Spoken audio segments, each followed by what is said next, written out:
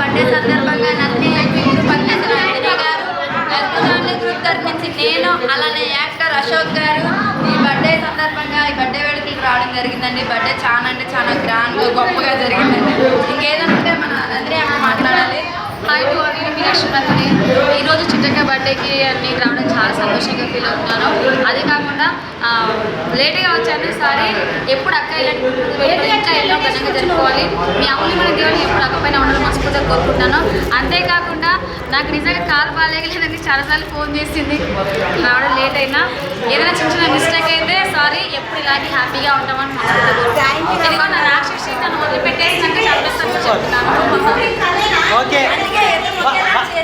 one more happy birthday. Happy birthday to you, Chimika. One more. Happy birthday.